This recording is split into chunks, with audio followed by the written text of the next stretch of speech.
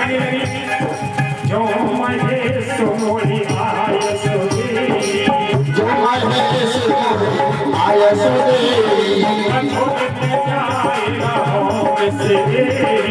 कछ दिन आए रहो से। सती जी ने कहा बोले जब मुझे भगवान भोलेनाथ का आज्ञा दे दें तो जब पिता के यज्ञ के बहाने जाके प्रतिदिन मारे आओ या तो महीना लग जाओ पिता के यहाँ चली जाऊं। भगवान भोलेनाथ ने कहा बात तो ठीक है हमारे मन में आ रही है। बोले क्या जब प्रभु के जो गुरु के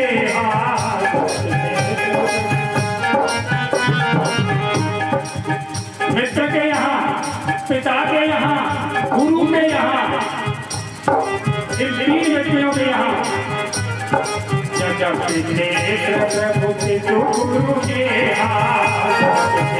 प्रभु के गुरु के जाइया बिन बोले न सके जाइया बिन बोले न सके जाइया बिन बोले न सके।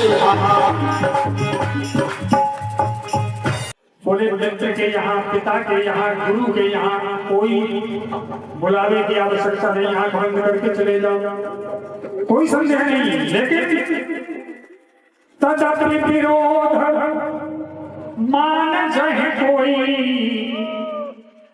तहाँ गए कल्याण में हो। अगर कोई विरोध मानता हो इन जगहों पर तो फिर कल्याण नहीं हो सकता। सती बोली अरे वाह मेरे पिता को भगवान में विरोध को मारे।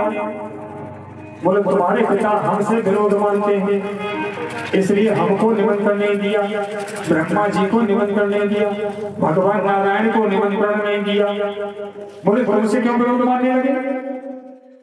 अरे तुम्हारे ससुर जी हैं तुमने कोई गलती करते ही होगी बड़े हैं तुमसे भाई तुम दमादा हो उनके तो ससुर जी हैं तुमसे बड़े हैं ऐसी क्या गलती करते पिता की गलती माने होगी तैयार ना। बोले ब्रह्मा की सभा में सब बैठे हुए थे तुम्हारे पिताजी आए सब खड़े हो गए तो बोले कि आपको भी प्रणाम करना चाहिए था। बोले किया था पर मेरे प्रणाम को समझ नहीं पाए। बोले क्यों कि मेरा ध्यान तुम्हारे पिता की ओर कम बोले तो परम पिता की ओर ज्यादा था। मैं तो दिन रात भगवान के नाम में लीन रहता हूँ इसलिए मेरे प्रणाम को वो समझ नहीं पाए बुरा भला कहे तब से उनको कष्ट हो गया इसलिए निमंत्रण नहीं दिया। तो जो दिन बोले जाओ भवानी रहे सील स्नेह में कान सील रहेगा न स्नेह रहेगा न मर्यादा रहेगी इसलिए बिना बुराई मत जाइए। क्यों महाराज दक्ष ने सब पुत्री बुलाएंगे तो वो तो महाराज दक्ष पुत्री तो सबके यहाँ निमंत्रण भेजो तुम्हारे यहाँ नहीं आयो तो तुम्हें दो दिन चाहिए कि मैं पिता ने ना बोला। लेकिन सती भगवान ने समझ आया बहुत प्रयास किया नहीं समझ में आया तो भगवान भोलेनाथ ने दिए मुख्य गण संघ कुछ मुख्य गण साथ दे दिए और बिना कर दिया बोले नहीं मान दिया तो जा। सती पहुंची पिता के भवन और पिता के भवन जाकर के सती ने क्या देखा दक्ष के डर के मारे गांव में सती को सम्मान होने का दक्ष ने पहले घोषणा कर दी। बोले मैंने निमंत्रण नहीं भेजा है सती आएगी नहीं अगर आ भी जाए तो कोई भी द्वारपाल कोई भी राजमहल का कर्मचारी सती का सम्मान नहीं करेगा। तो दक्ष का सम्मान दक्ष के घर में किसी ने सम्मान नहीं किया और जब सम्मान नहीं हुआ आगे बढ़ी सादर भरी मिली एक माता अवश्य आदर पूर्वक मिली पुत्री है। माँ तो माँ होती है और माँ बेटी से मिली लेकिन भगिनी मिली बहुत मुस्कुरा। बहनें मुस्कुराते हुए मिली। मुस्कुराने का असर क्या था?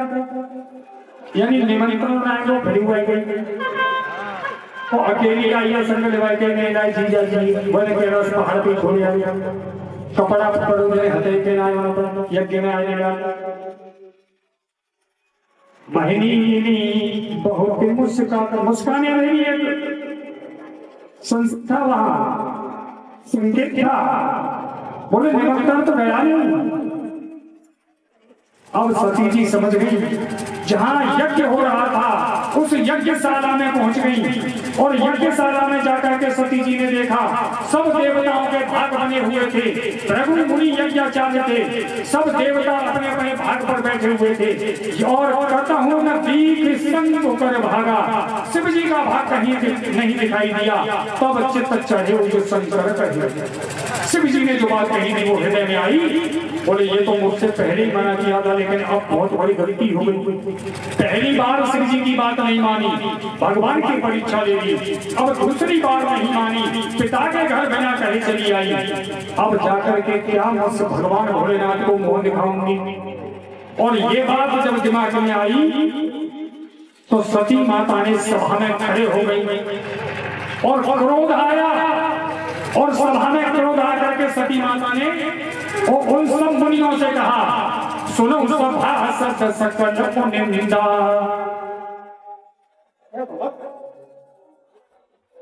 सुनो सभा सत सकल पुण्य निंदा कहीं सुनी जिन शंकर निंदा कहीं सुनी जिन शंकर निंदा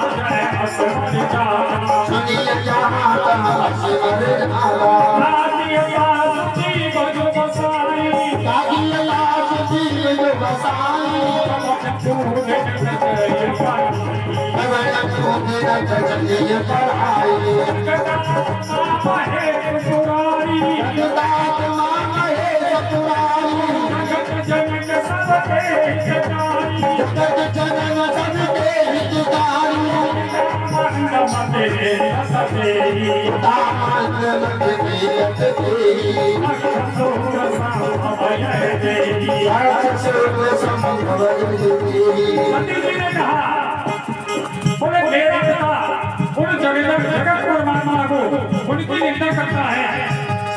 मेरा ये शरीर इन्हीं महाराज दक्ष से पैदा है। सजे हम तुरंत भेजते ही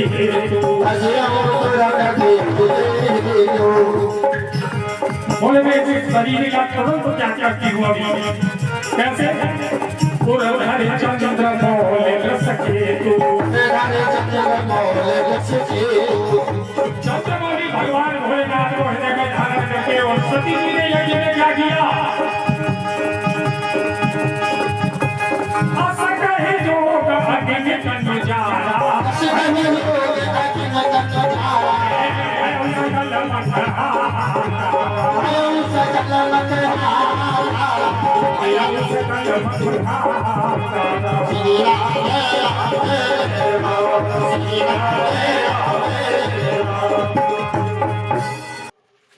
कहे जो आगे में तन जारा योगाग्नि में सती जी ने शरीर को भस्म कर दिया और शिव जी के गणों ने देखा। बोले माता सती ने शरीर को छोड़ दिया योगाग्नि में जला दिया। इतना देख करके शिव जी के गण लगे कर्ण मख खीस यज्ञ को विध्वंस करने लगे और जग विध्वंस दिलो के भ्रगु रक्षा कीन मुनीस। जो यज्ञाचार्य थे भृगु मुनि उन्होंने यज्ञ की रक्षा कर दी। शिव जी के गणों को यज्ञ विध्वंस नहीं करने दिया।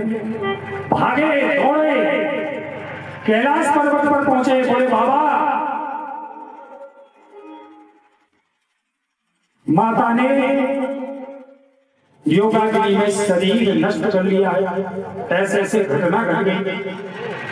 और जैसे ही समाचार भगवान भोलेनाथ को मिला, क्रोध में आए, जटा उखाड़ करके जमीन पर मारी, वीरभद्र पैदा हुए और आदेश दिया, बोले जाओ। और वीरभद्र चले, यज्ञ ध्वंस चाहे पूरा यज्ञ विध्वंस कर दिया। महाराज दक्ष का सकल सुरन विधिवत फल दीना, सब देवताओं को फल दिया, सब पे मार पड़ी। रघु मुनि गाड़ी पकड़ के चकचका दिया वीरभद्र ने, बोले तुमने रोके थे। महाराज दक्ष के शीश को एक प्रहार में काट के और यज्ञ कुंड में चढ़ा दिया, यज्ञ विध्वंस हो गया। अब हर पड़ा रह गया। भगवान भोलेनाथ प्रकट हुए, महाराज दक्ष के लिए प्रकट नहीं हुए। उस यज्ञशाला में भगवान भोलेनाथ माता सती के कारण प्रकट हुए। देवताओं ने, ऋषियों ने स्तुति की, प्रार्थना की। भगवान भोलेनाथ बोले, भाई, बोले महाराज ये यज्ञ अधूरा रह गया, और यज्ञ अधूरा रह गया तो इससे ज्यादा अपराध और क्या हो सकता है। किसी व्यक्ति ने यज्ञ की खानी और अधूरा रह गया, महाराज इस यज्ञ को पूरा करवा। और बिना यजमान के यज्ञ हो कैसे, यजमान को परोए शीश माने कुंड में। तो भगवान भोलेनाथ बोले, भैया कोई शीश ला करके इनके धड़ पर रख दो तो ये जीवित हो जाएंगे। तो महाराज ढूंढ ढांड के बकरा को शीश लाए हो, और बकरा को शीश महाराज दक्ष के धड़ पर रख दो। डॉक्टर मजे जाते हैं आजकल में, क्यों कहते हैं डॉक्टर बड़ो हो जा रहे हैं, मेरे में ऑपरेशन करके आज मरीज सही कर दो, अरे खाट करते ही सही। धाड़ो काव को शीश काव को भगवान भोलेनाथ ने सर्जरी कर दी। कोई डॉक्टर करके दिखाई दे, धरती को कोई डॉक्टर करके दिखाई दे, धड़ किसी का और शीश किसी का, धड़ बालक को और शीश हाथी को। कितनी बड़ी सर्जरी की भगवान भोलेनाथ ने, एक भी डॉक्टर सर्जरी नहीं कर सकता। अब बकरा को शीश महाराज दक्ष जीवित तो है गए। अब महाराज बकरा आदमी की भाषा कैसे बोले, वो तो बकरे की बोले हो, बह बह करे। कान हो गए बकरा भी लंबे लंबे, कान पकड़ ले दोनों हाथों को बकरा। अब हर हर महादेव कहना चाहे वो बकरा, कान पकड़े भाई हर हर महादेव तो बकरा मोहते निकले न। लोग सुने खाए गाड़े, बोले भैया क्या बोल रहे थे, बोले बम बम बम भोले। तब पता चले गई बम बम भोले, बम बम भोले बोल तो सब हुए। काबर कंधा पर रहिया रात पर हरि बम बम भोले, परसल का हुआ ना बम बम भोले क्रांति आई। बकरा बम बम हर हर की जगह पर बम बम बम बम बोले, बकरा का शीश, बकरा की आवाज।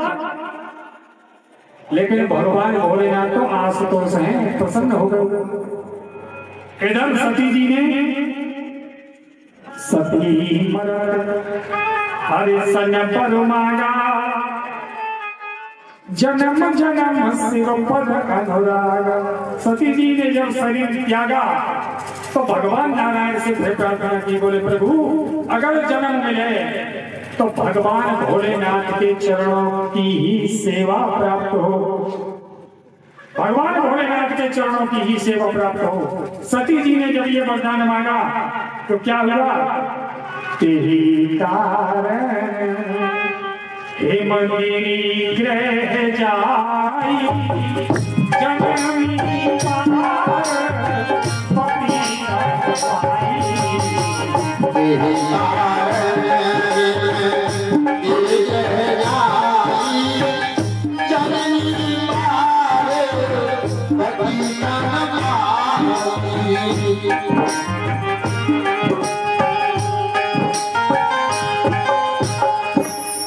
सती जी शरीर त्यागने के बाद भगवान से जो वरदान मांगा उस वरदान के कारण क्या हुआ, राजा हिमाचल के यहाँ पार्वती के रूप में प्रकट हो गई, छोटी सी गोद में बालिका। और शक्ति साक्षात जगन माता जहां प्रकट हो जाए, प्रगति सुंदर शैल पर मणियाकर बहु भाग, उस हिमाचल पर्वत पे राजा हिमाचल के यहाँ उस पर्वत पे मणिया अपने आप निकल करके बाहर आ गई।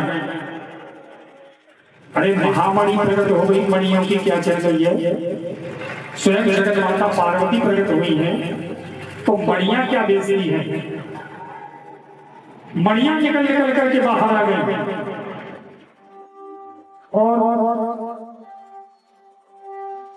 जहां तक आश्रम की ये ऋषि मुनि जो है ना, ये ठीक है वैसे ही जगहों तो बंगोट में डोल रहे हैं।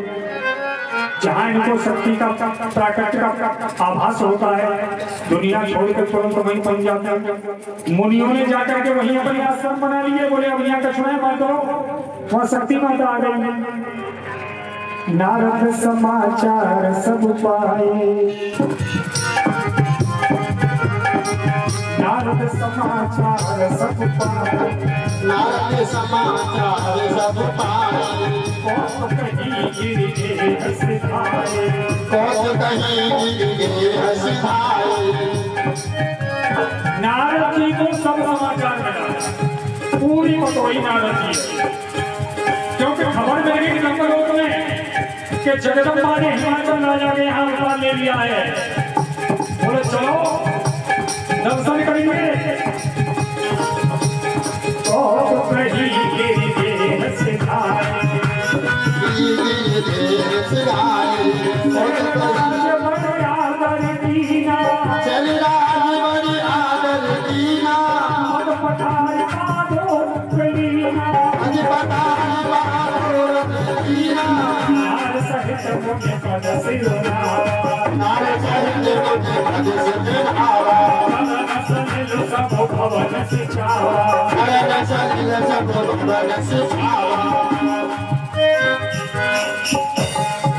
राजा हिमाचल ने नारद जी का बड़ा आदर किया।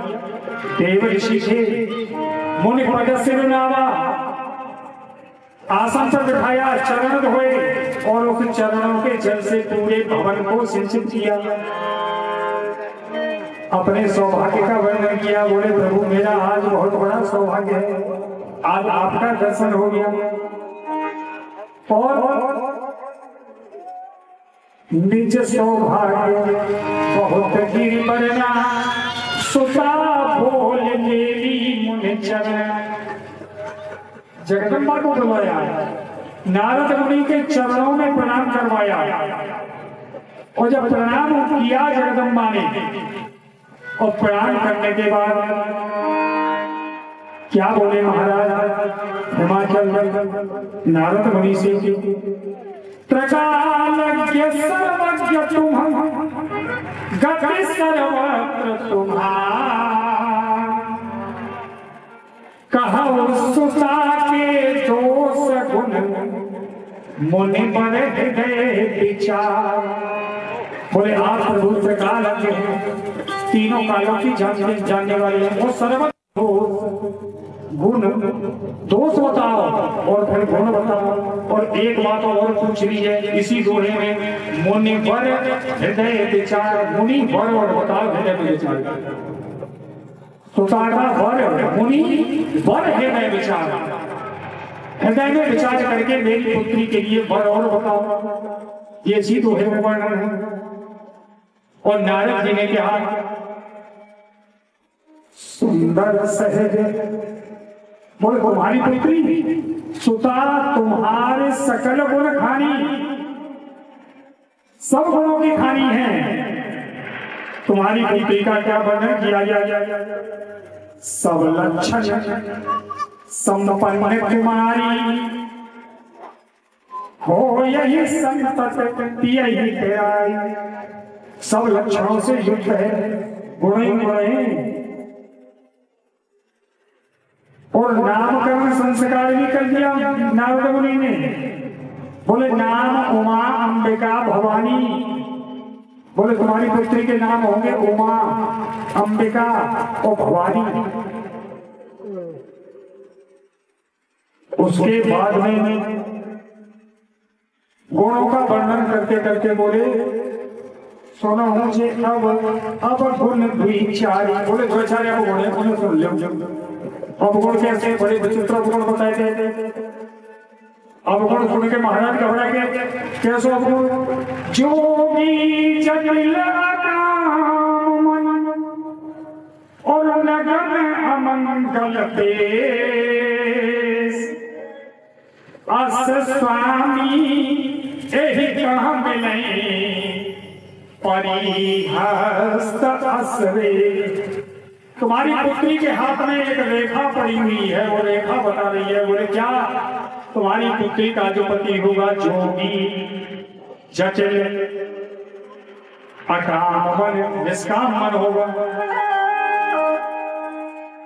नगन अमंगल वेश, नंगा धड़ंगा रहने वाला अमंगल वेश होगा।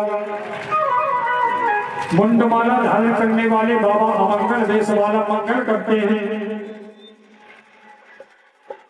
स्वामी यही कहा मिले ऐसो पति मिले हो जाएगा।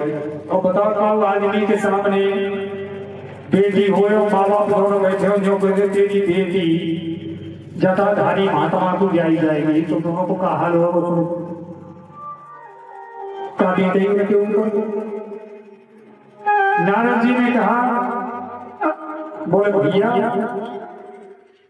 जो बर के मैंने दोष बताए ना, ये दोष मेरी समझ में सिर्फ एक ही व्यक्ति में, कल दूसरे में हटे ना या लोगों में। बोले कौन में? बोले भगवान भोलेनाथ। जे पर के दोष बखाने ते सब शिव पहिने अनुमान। बोले भगवान भोलेनाथ में ही ये दोष है और किसी में नहीं है। और अगर विवाह भगवान भोलेनाथ के साथ हो जाए तुम्हारी पुत्री का, तो दोष गुण सब कोई दोषों को भी गुण बताने लग जाएंगे। फिर कोई दोषों को समर्थ होने दोष कुसाई रवि पावक सुर सरिकीना। अरे जो सामर्थ्य माने हैं उसे कोई दोष लगाता आगे लगे जाए तो घूरे पे आगे लगी हो, बाकी सामने जो आगे चलो जाओ, घूरो आ जाओ, गड्ढा आ जाओ, अच्छो आ जाओ, बुरा आ जाओ, तो जवाब चली जाएगी। आगे कोई दोष नहीं। वो जो गेहूं का हवाई गलती है, हमारे सामान उठा के लाओ, आगे को का दोष? आग को तो काम में चला लो। सूर्य जब महाराज प्रकट होते हैं तो किरणें अच्छे पर भी पड़ती हैं, किरणें बुरे पर भी पड़ती हैं और समान रूप से पड़ती हैं। ऐसा नहीं कि बुरे पर सूर्य की किरणें न पड़ी, वो अच्छे पर सब पे पड़ती हैं, समान रूप से पड़ती हैं। इसलिए सूर्य नारायण को कोई दोष नहीं है, इसलिए समर्थ है वो। और जल के सामने तो अच्छा आ जाओ, बुरा आ जाओ, सब भाई का समुद्र में रखने को कचरा छोड़े, वो सब भाई का पहुंचा दे। वो समुद्र की तरह रहती है, तेरे ऊपर बेटा झागड़ के संग रब पावक सुर सरिकीना। समर्थ कहूं नहीं दोष गुसाई। समर्थ को कोई दोष नहीं। और नारद जी ने कहा कि ये जो गुण है, दोष वर्णन किए हैं, ये भगवान भोलेनाथ में है। और भगवान भोलेनाथ ही इनको पति रूप में मिल जाएंगे अगर उनके साथ विवाह हो जाए। राजा हिमाचल बोले भगवान भोलेनाथ तो प्राप्त करोगे, बोले कठिन है। बोले कठिन है क्या? कैसे मिलेंगे? बोले बहुत सरल उपाय। कितना सरल? जो तत्व कह रही तुम्हारी तुम्हारी, जो तत्व कह रही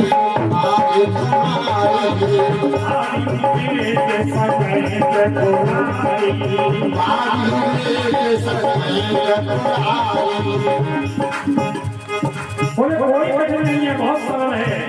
जब तुम्हारी पुत्री तपस्या करे तो भगवान भोलेनाथ में सामर्थ्य है, कौन हार को मिटा सकते हैं। कौन हार को मिटाने की सामर्थ्य केवल भगवान भोलेनाथ में है। नाम वंदना में बाबा जी ने कहा है मंत्र महामन विषय ज्ञान के एक कठिन कुमंद भाल के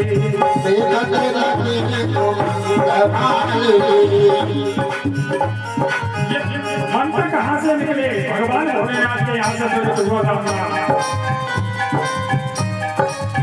मस्तिष्क में जो विधाता ने थोड़े अंक लिख दिए हैं, भगवान के नाम में उपासना लगा दो, वो मिल जाएंगे विधाता के लिखे। ये क्षमता भगवान भोलेनाथ में।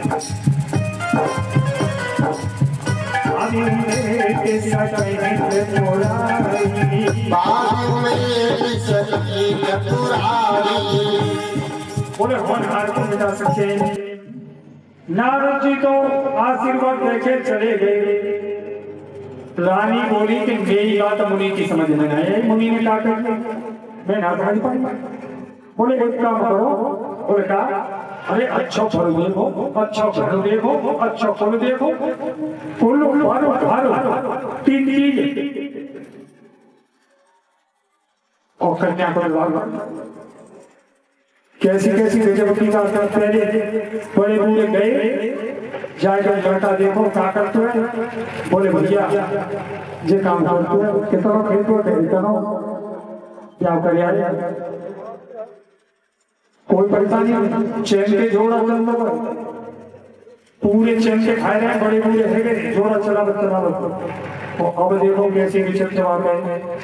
छोरा के लिए बहू के फिरे दादी जा रही है, मम्मी जा रही है, पापू जा रहे हैं, बुआ फूफा मामा माई चाची ताई सब जा रहे हैं और छोरो जा रहे हैं। और जाने के बाद देख लिया है खुद है के बोले ठीक भैया लड़की को सब ब्याह है वो और एक साल बाद ही टिक है लगती। बोले भैया जब तक क्यों कहते हो दुपहिया हल्ला करती मोहल्ला में कि कैसे बोलते क्या है चंद्रमुखी और एक साल बाद वो चंद्रमुखी सूरजमुखी है आगे बढ़ गई और एक आध बालक और है वो महाराज को ज्वालामुखी। बता कितने के लिए देखने जा रही हो सबने देखने जा रही हो तो लड़ाई झगड़े कर पाएगी। तो रानी मैंने कहा कि कुल देखो घर देखो और पल देखो और कन्या का विवाह कर दो। लेकिन राजा हिमाचल बोले कि तुम नहीं जानती। बोले क्या?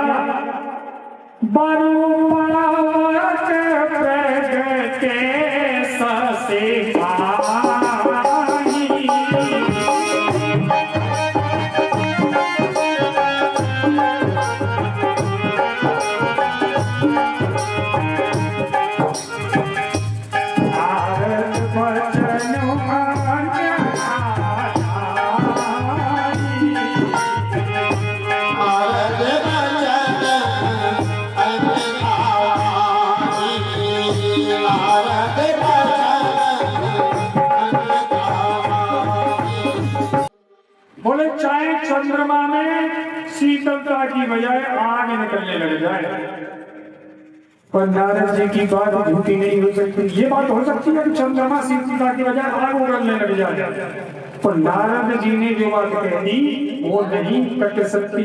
नारद को मतलब ही है नारद जिनकी बात रद्द ना हो कह दे तो कह दे। नारद का अर्थ ये है नारद उनकी बात रद्द नहीं हो सकती। बोले फिर क्या करोगे? बोले तुम जाकर पुत्री उपदेश करो तो तपस्या करे भगवान भोलेनाथ नहीं जानते। गई दुखी मन के जगदम्बा ने देखा माता दुखी मन से आ रही है कोई बात नहीं। जैसे ही आएगा गोद में कहने पानी वाले पहले बोली सुनई माँ तुम्हें दी सपन सुना तो माया रात मैंने सपना देखो है और बस सपने में तुम्हें सुनाई सुनो बोले कासम देखोगे सुंदर गौर सुचित्र वर असव उपदे